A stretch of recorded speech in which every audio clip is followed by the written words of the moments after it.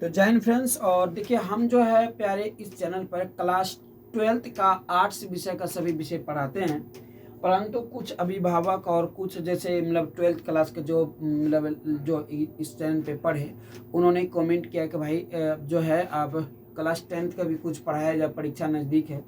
तो मैंने निर्णय लिया कि प्ले लिस्ट के जरिए आपको प्ले लिस्ट के जरिए सभी विषय को मेन जो मुख्य मुख्य क्वेश्चन है सभी को पढ़ा दे। तो प्यारे देखिए वर्णिका से 5 वर्णिका में जो है प्यारे 5 कहानी है और पांचों कहानी इंपॉर्टेंट, इससे ज़्यादातर ऑब्जेक्टिव और सब्जेक्टिव आता है।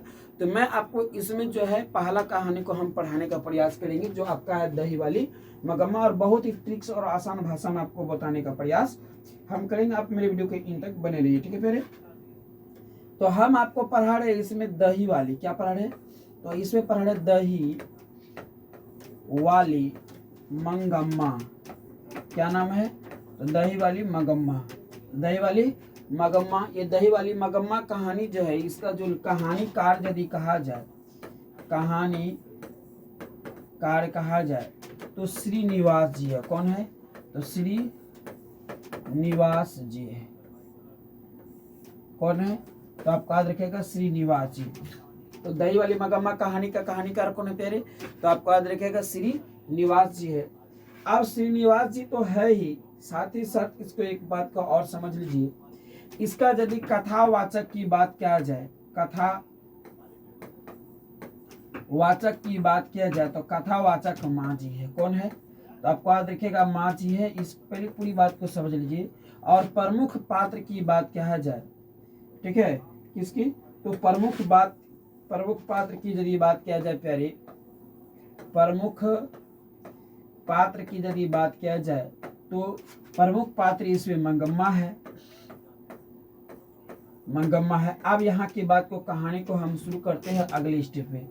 तो हम आपको पढ़ा रहे हैं प्यारे दही वाली मगम्मा। क्या पढ़ा रहे, हम आपको प्यारे पढ़ा रहे हम जो आपको प्यारे पढ़ा रहे दही वाली मंगम्मा। क्या पढ़ा रहे, दही वाली मंगम्मा। अब देखिए इसमें क्या है कि एक मंगम्मा नाम की एक, ठीक है, आपको याद रखिए एक मंगम्मा नाम की क्या है, औरत है।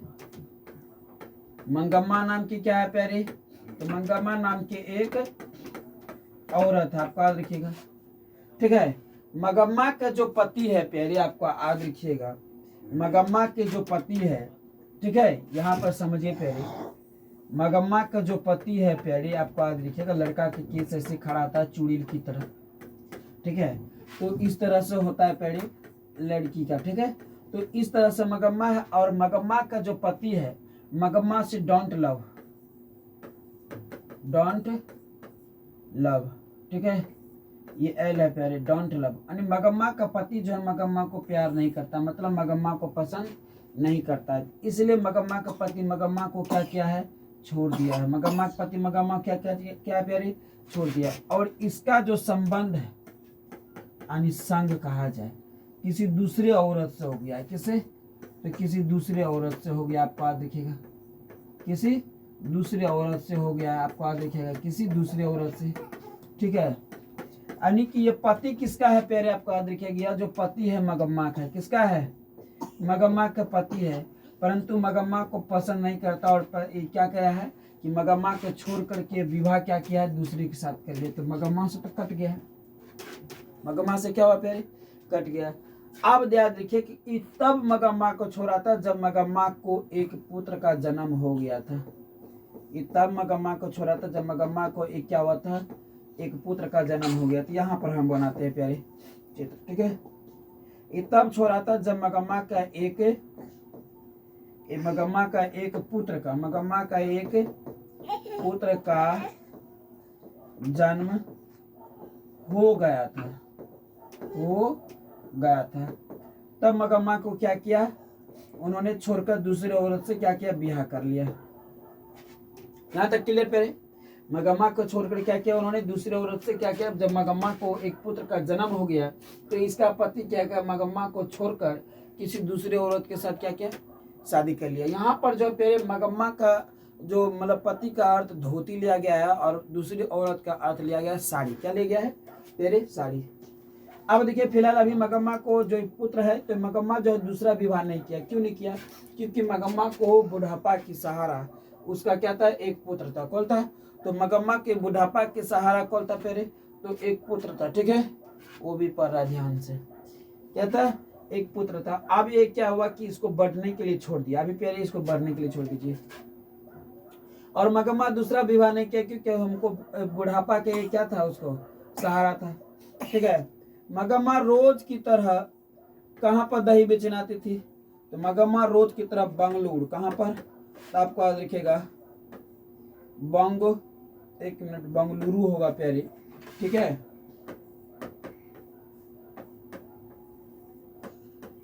मगम्मा जो है रोज की तरह बंगलुरु दही बेचने के लाती थी। कहाँ आती थी? तो मगम्मा जो है रोज की तरह बंगलुरु दही बेचने आती थी। और इसी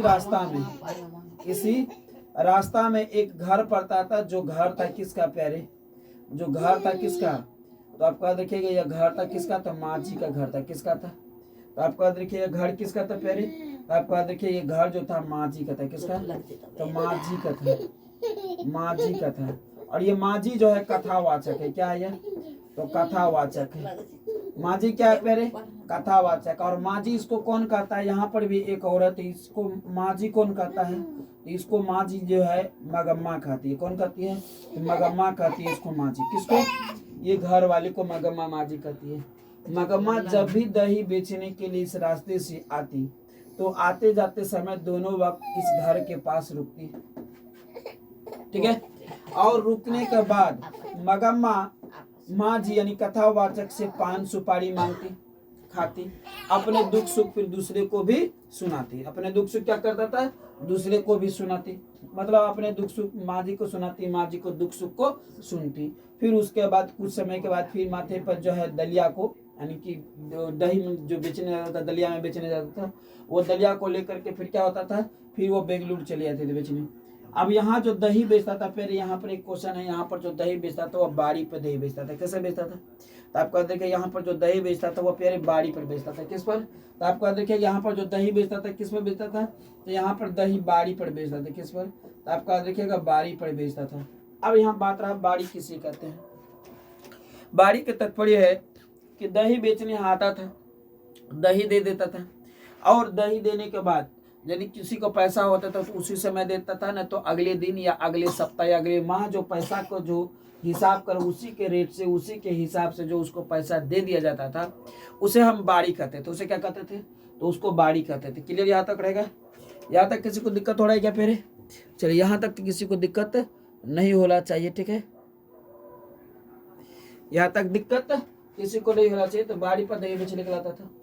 मगम्मा की रोज आना की वही बना होता, दही बेचने के लिए आना, फिर कुछ समय के लिए माझी के पास बैठना, अपने दुख सुख को सुनाना, फिर दुख सुख को सुनना, फिर उसके बाद पान सुपारी खाना, फिर बेंगलुरु दही पर बेचने के लिए चले जाना। बेंगलुरु दही बेचने के लिए चले जाना। ठीक है, बेंगलुरु दही बेचने के लिए चले जाना। वहां पर जो दही बेचता था बाड़ी पर बेचा करता था। ठीक है, समय बीतता गया, समय बीतता गया, और मगम्मा का जो बेटा जो था ये बड़ा हो गया। ये क्या हो गया? बड़ा हो गया, और इसका फिर विवाह कर दिया गया। इसका जो विवाह हुआ, इसका बहू का नाम पड़ा नजम्मा। क्या नाम पड़ा प्यारे? इसका बहू का नाम पड़ा नजम्मा। ये टकला अपन बापे का था। ठीक है, अरे अल्लाह। तो यहाँ पर जो इसका नाम पड़ा प्यारे, किसका नाम क्या पड़ा? तो नजम्मा। कहीं पर नजम्मा मिलेगा, कहीं नजम्मा मिलेगा, तो आपको देखिए नजम्मा, कहीं पर नजम्मा है। ठीक है, अब इससे भी देखिए क्या हुआ, एक पुत्र का जन्म हुआ। इससे भी क्या हुआ प्यारे? इससे भी एक पुत्र का जन्म हुआ। और ये पुत्र का जो जन्म हुआ, तो ये बताइए आप लोग प्यारे, ये पुत्र का जो जन्म हुआ, तो ये मगम्मा के कौन लगा? मगम्मा का कौन लगा? तो पोता। कौन लगा प्यारे? तो पोता हुआ।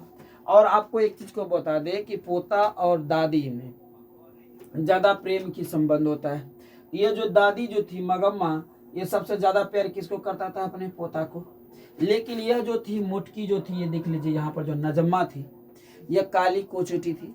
ये करता क्या था कि खाना खा लेना, बाकी दुनिया जहाँ जाए उससे मतलब नहीं है, और घर पे बैठे रहना। यदि बच्चा भूलवश यदि कोई गलती कर देता था, यह पूरा एकदम पूरी ताकत लगाकर शरीर को बच्चा को पीटता था, मतलब पूरी तरह से पीटता था। अब कोई भी छोटा बच्चा को पीटेगा ना, तो किसी को दया दर्द आ ही जाता है। तो पीटता जो था ना, तो होता क्या था कि मगम्मा कभी कभी घर पर आता था तो दोनों झगड़ जाता था। इससे नजम्मा में और मगम्मा में झगड़ा हो जाता था। क्यों? क्योंकि मगम्मा का कहना था छोटा सा बच्चे को क्यों पीट रहे हो। नजम्मा कहता था पीटेंगे, हम अपने बच्चे को पीट रहे, तुम्हें क्या लगता है, तुम्हें क्या लगता है। मगम्मा कहती थी देख मुंह संभाल कर बोल, मैं तेरी सास हूँ और तेरा जो पति है ना उसका क्या हूँ मैं, माँ हूँ। ठीक है। फिर ये नजमा कहता है कि तू जिसका माँ है मैं उसका क्या हूँ, पत्नी हूँ। मैं उसका क्या हूँ, पत्नी हूँ। यह अपना हक पत्नी को लेकर पति पर बनाए रखता था और यह अपना हक पुत्र पर अपने पुत्र के लेकर के बनाए रखता था। दोनों में इसी प्रकार के आनाकानी होता है, प्रतिदिन झगड़ा होना। एक दिन तो हद हो जाता है। मगम्मा कहता है आने दे तेरे घर वाले को, मतलब मगम्मा का घर वाले यानी कि इसका अपना अपना बेटा के बारे में बोल रहा है, आने दे। जब शाम के समय ये जो है नचिप्पा देख लीजिए, मतलब क्या कहा जाए इसका, जो जैसे कभी कहावत कहा गया है कि सांप का जो बच्चे होते हैं वो सांप ही होते हैं, सांप के बच्चे कोई नेवला नहीं होता फिर, तो सांप के बच्चे सांप ही होते हैं। ये अपने बाप के तरह ही आवारा निकल गया, खाना एकदम जेबी में हाथ घुसा करके ताश गुड़ू खेलना, गांव में चक्कर लगाना, ठीक है, अपने बाप के ही तरह था। ठीक है।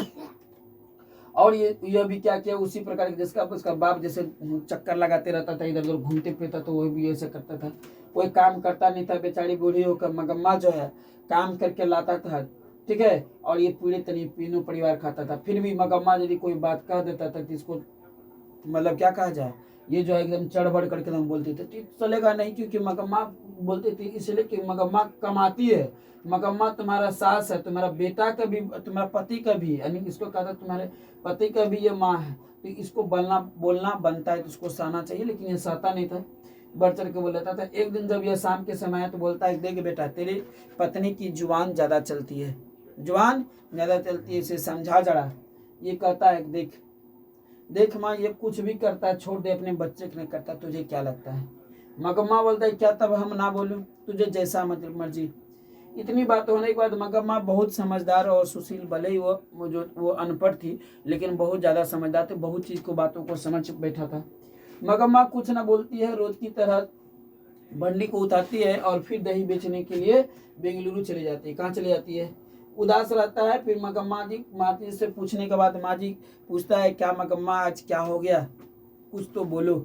मगम्मा जो है बोलती ना कुछ माँ छोटी मोटी बातें हुई है। फिर उस तरह से मतलब कुछ बातें को करता है, फिर 5 सुपारी खाता है और बेंगलुरु दही बेचने के लिए चले जाता है, बेंगलुरु दही बेचने के लिए चले जाता है। जब फिर शाम के समय जब वो घर आता है तो देखता है कि इस तरह से, समझ लीजिए इस तरह से कमरे है और इस तरह से आंगन है। इसलिए कमरे है पहले, यहाँ पर गेट है आपका, यहाँ गेट है। अब ये क्या किया है कि आंगन में बीचों बीच टाटी लगा दिया है, इधर गोठे, चावल, अति दही की भंडी इधर रख दिया और अपना ये खाना बना करके आराम से खा करके गोड़ पसार कर बैठा हुआ। कौन, नजम्मा। मगम्मा जब अपने घर के दरवाजे पर पहुंचता है इस जगह पर, तो मगम्मा को सब बात समझ में आ गया था कि यहाँ पर हुआ क्या है। मगम्मा कुछ न बोलती है, मगम्मा अपने घर की ओर चले जाती है। शाम के समय खिचड़ी बनाती है और आराम से खा करके सो जाती है। सुबह होते रोजाना की तरह फिर वो दही बेचने के लिए कहाँ जाती है, बेंगलुरु। जब वो माँ जी के पास जाता है तो कहता है माँ जी दही लोगी, दही दही बढ़िया, गाढ़ा और दही है बढ़िया। इस आवाज के सुनकर माँ जी का एक छोटा पुत्र होता है, वो दौड़ते हुए बाहर निकलता है, दौड़ते हुए बाहर निकलता है और बोलता हाँ दही लूंगा। हाथ फैलाते हुए तलत्थी पे दही मांगता है और बच्चे को दही मगम्मा निकल कर दे देता है। मगम्मा जो है कहता है जा जरा माँ के भेज, आज थोड़ा जल्दी करना है, बहुत बहुत ज्यादा काम है।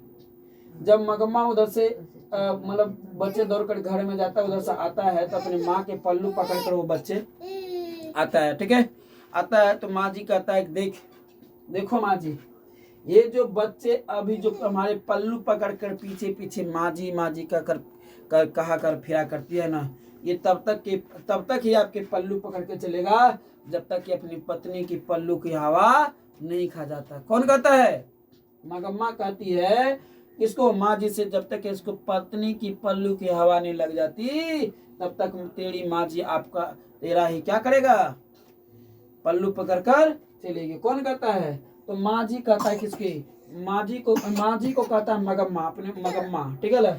इतना कहने के बाद माँ जी समझ गया था कि मगम्मा के साथ आज कोई बहुत बड़ा हादसा हुआ या बहुत कुछ न कुछ मगम्मा के साथ हुआ है। माँ जी कहता है, ए मगम्मा तू पगला गई है क्या, स्वप्न देखी है? कहता नहीं माँ जी, मैं जो भी कह रहा हूँ सच कह रहा हूँ, ठीक है।